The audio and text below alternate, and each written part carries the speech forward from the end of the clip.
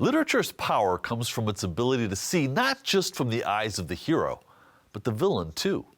Today's guest brings us into that literary world with a tale of scarcity and desperation set in the not-too-distant future of her native Kolkata, India. She's Megha Majumdar this week on Story in the Public Square.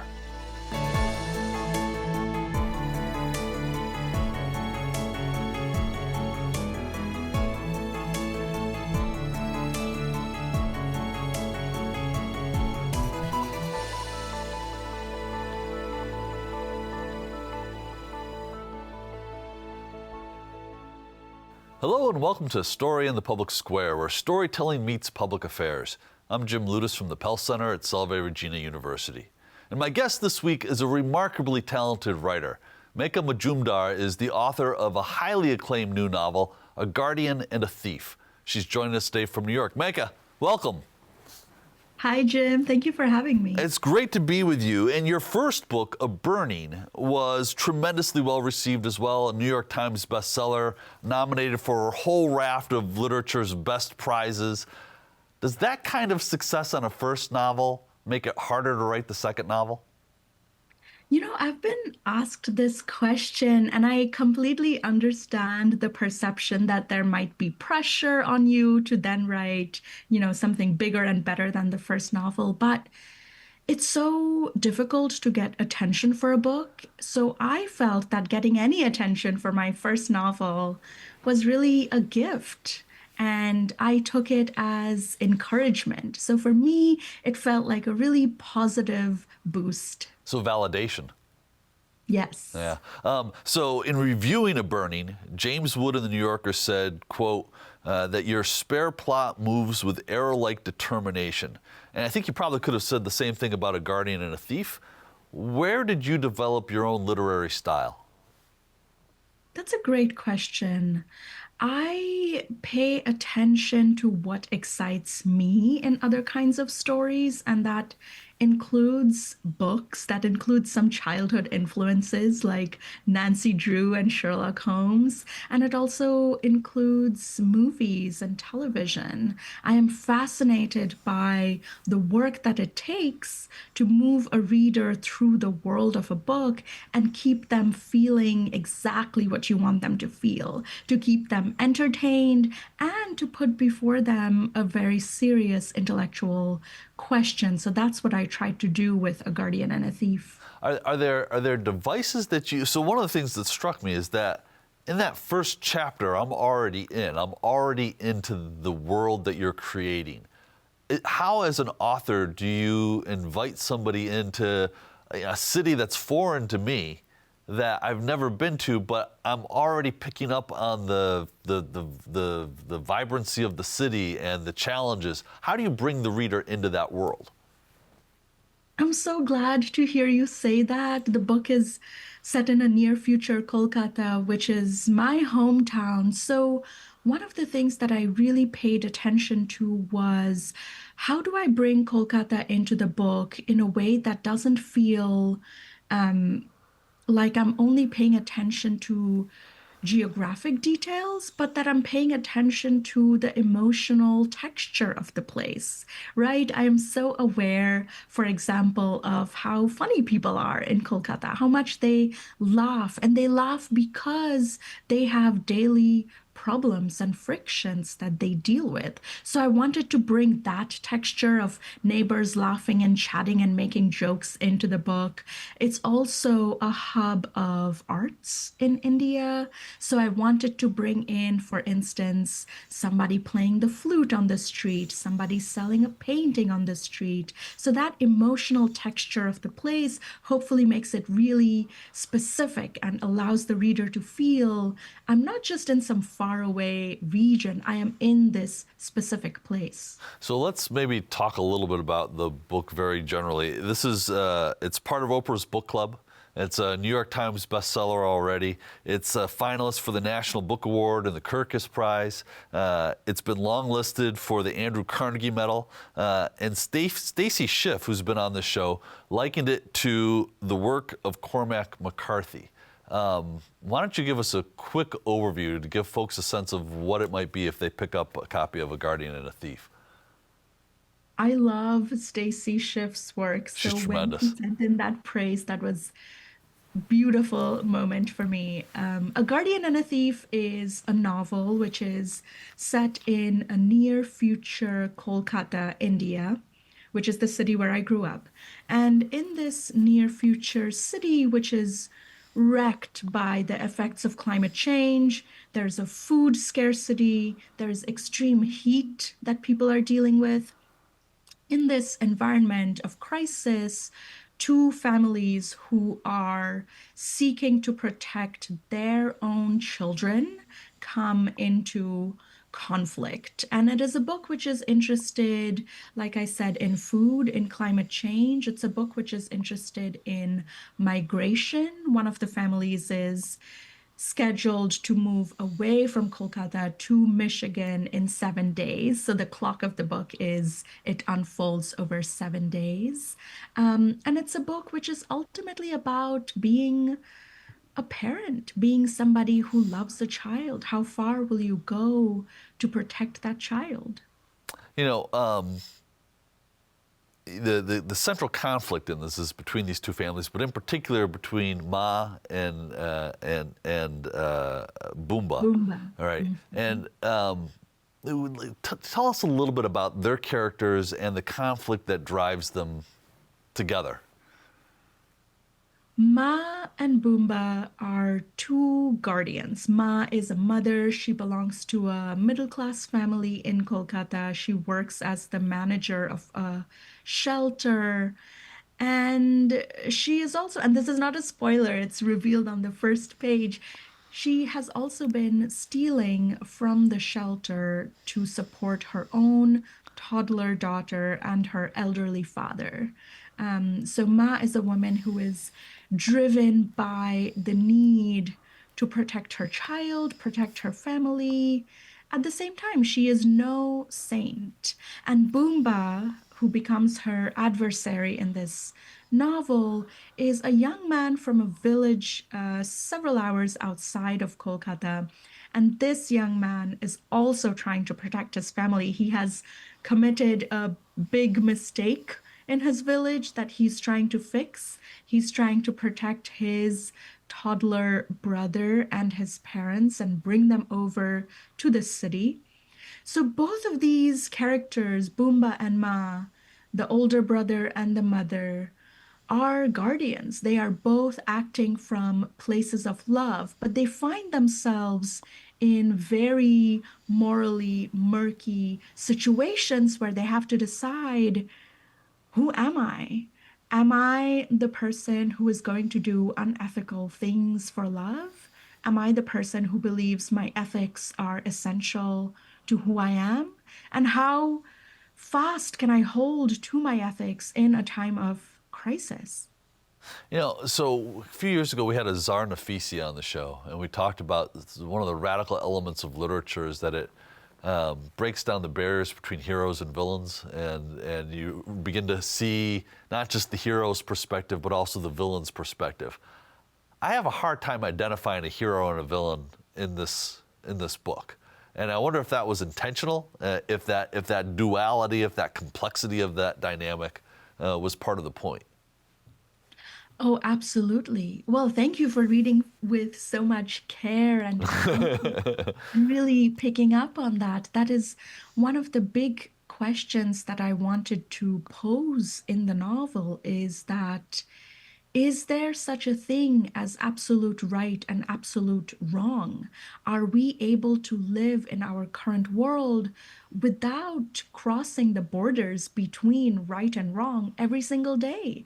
And the situation in this book is, of course, quite extreme, extreme climate change, a lack of food in the markets. But I think in our daily lives, most of us deal with questions of how do we do the right thing when we live under the systems and networks that govern our world? Hey, so when you sit down, when you start writing a new novel, are you thinking about that really profound question of essentially the duality within each of us?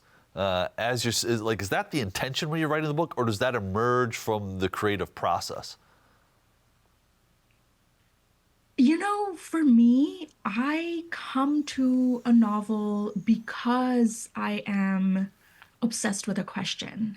And the novel becomes my way of exploring that question, advancing in different directions within that question. So the question for this book was, what do you do when your morals clash with your love for your children?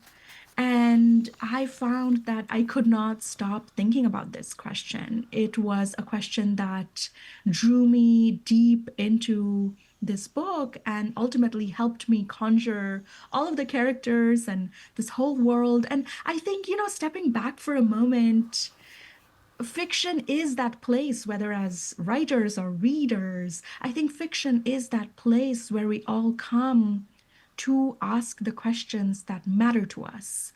And that is, I think, as true for an engaged, devoted reader as it is for a writer.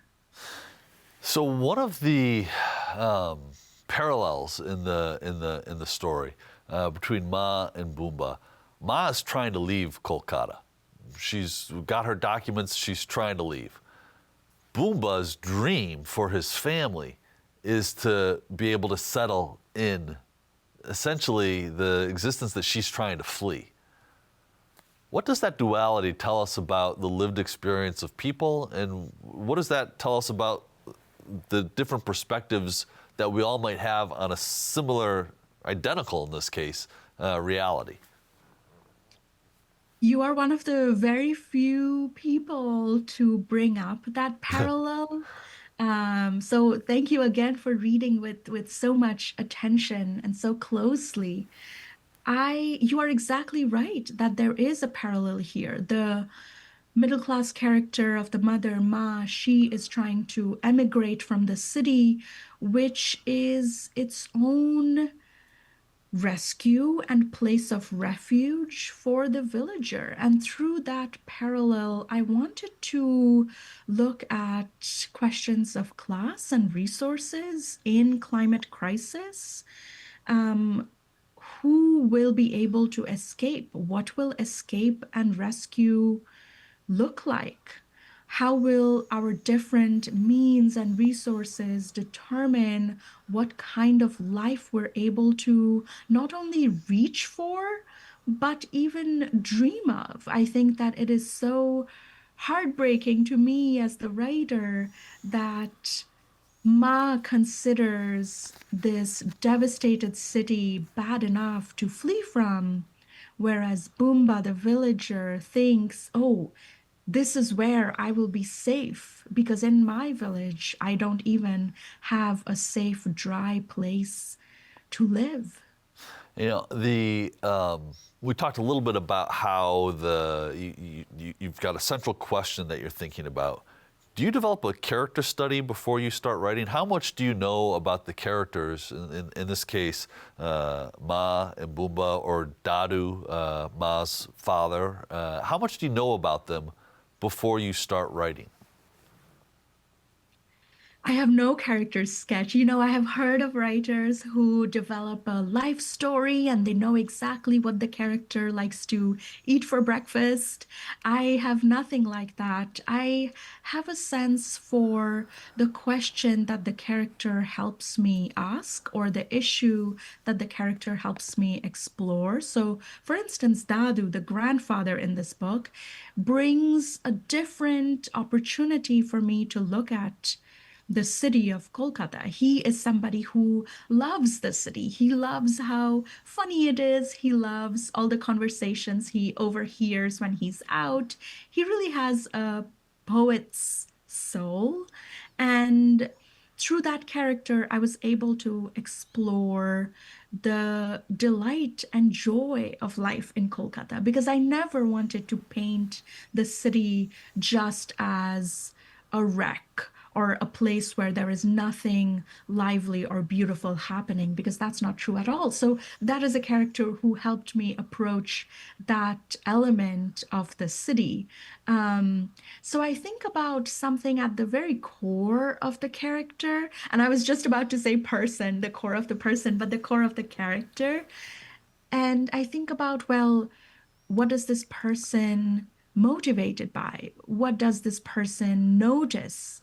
What is this person afraid of? So, those are some of the questions which allow me to go past the externalities of the character and approach their soul. Well, yeah, I thought Dadu provided almost a balance between Ma and Boomba because Boomba was still trying to make his way in the city. Ma was trying to leave, but Dadu had an appreciation. He sort of gave me as the reader a glimpse into what was beautiful and about what made the city thrive. But you write in a context about a future, a near future of Kolkata, where climate change is really impacting the city, that food is in short supply, that the environment is betraying the people who make a living off the land. How far in the future are we talking, and how much does that reality reflect the challenges that people in Kolkata are facing now?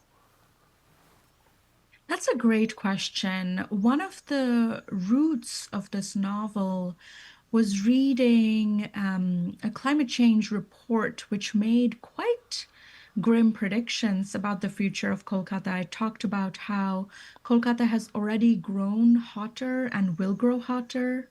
It is predicted to endure more storms and more severe storms. And all of this is predicted to happen over the coming decades, within this century. So it's a reality which is approaching, but at the same time, a really interesting thing for me is that while reading that report, I felt that that reality is already here and it has been here. One of the elements of life in this altered future, for instance, is that the characters go out and their shoes their shoes stick to the melting tar of the road because the day is so hot. And that's from a childhood memory I have. So, already a couple decades ago, when I went out to watch a movie with my mom, and my shoes stuck to the road, and I noticed that the black tar was melting. And I have memories of going to school when I was a kid. There would be so much flooding during the rainy season, the monsoon season, that we would have to put benches from the school outside and make a bridge between the school bus and the entrance of the school. So all of these things have already made themselves known, and they are going to affect more and more people in the future. How do you write that, though, without it becoming just a story of calamity? That's a great question. This makes me think about how we often speak about climate fiction as its own category. And yes, it's useful for signaling to a reader that this is part of what the book is interested in, but we don't feel anything for the weather. We feel for people. And so I think that writing about calamity, writing about climate change is at its heart writing about love, writing about family, writing about friendships. These are the things that matter to us, the things that feel most true and inalienable to us. So the fiction of climate change is ultimately the fiction of what has always mattered to us, which is the people we love. So you make it personal. You bring it down to that personal level. So the story, one of the driving forces in the story is the sense of scarcity that pervades the city. For a Western audience that maybe is more used to excess rather than scarcity, how do you bring them into that world? What are you trying to communicate to readers about the reality of scarcity, whether it's in Kolkata or somewhere else? One thing that I found very curious when I was doing a lot of research and reading about climate change in writing this book is there was a lot more writing that I found about rising sea levels and water. and comparatively less about how our food and agriculture will change. And I'm from a family where we love food, we bond over meals. I think that's true for so many of us. So I immediately began thinking about, well, what is going to happen when agriculture is affected by climate change? And what happens when you do go to get your groceries and instead of finding, your familiar fruits and vegetables, you have to buy insect flour and insect protein? How does that change the texture of your relationships, of your day? How does it affect you as a person who wishes to provide for their children? So, writing about scarcity is, I think, also making clear that we are beginning from a place of joy. We are beginning from a place of enjoying delicious, nourishing meals and imagining what happens when that goes away. Do so this book is operating on a lot of levels. It's also a story about immigrants and migration. You're an immigrant. Does your own personal experience did it shape the story you were telling? Absolutely. I grew up in Kolkata and I lived there until I was 19. And at 19, I moved to the US. I went to Harvard to go to college. And that move, I had never been to the US before. It was my first time in this country. And one element of it that really made its way into the book was the loving function of lies. There are conversations in this book where, without giving anything away, there are lies told from a place of love. And for me, that comes from remembering what it was like in some of my early years, especially after college, when I didn't have the structure and support of college. And I really struggled to find a job and make a living and have an independent life. And I remember assuring my parents that I was all right, that everything was all right. Um, and that, I think, really reminded me that love can have many modes and many forms, and one of them can be lying to the people who are far away from you. That answers one of the questions that I had about that part of the book that you're talking about. Is there does it say something too though about why people want to move, whether it's Boomba wanting to move from the village to the city or Ma wanting to move from Kolkata to the United States? Does it say something about why people are willing to upend their existence and literally, change their realities? I think people are always seeking a better future. People are seeking ways to have a more fulfilling life. Sometimes that's for themselves. In this book, that's for their children.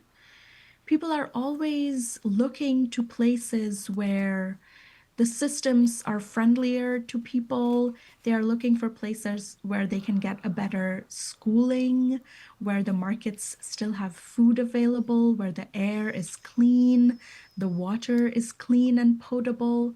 So there are many, many reasons why people move. And in this book, at the core of it, it's really people seeking safety and a happier future for their children.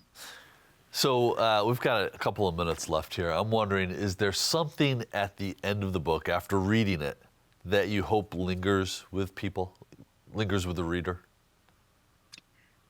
That's a beautiful question. Well, I hope that first of all, readers do feel invited into the book, and I hope that the book proves worthy of their time. I know how busy everybody is, and I see so many discussions about how do you make time for reading. So I'm really grateful to every person who picks up a book, whether it's this book or any other book. And at the end of A Guardian and a Thief, I hope that a reader is left thinking about their own moral choices. How do they behave? How do they act as a moral person in this world? How far would they go to protect their children if their love and their morals come into conflict? I guess I want to, without giving anything away in the book, I guess what I want to ask is, at the end of the day, do we all have some guardian and some thief in every one of us? That's About exactly 45 right. seconds. That's exactly right. I think all of us have elements of guardians and elements of thieves inside of us. And one question that I'm very interested in is there such a thing as a true self, or are we shaped by circumstances of abundance or circumstances of scarcity? And what happens when those circumstances change? Absolutely. Megha Majumdar, this is a terrific read, A Guardian and a Thief. Thank you so much for spending some time with us. That is all the time we have this week, but if you want to know more about Story in the Public Square, you can find us on social media or visit solvay.edu/Pell Center, where you can always catch up on previous episodes. Thank you for spending some time with us this week. I'm Jim Ludis from the Pell Center at Solvay Regina University. We'll see you next week.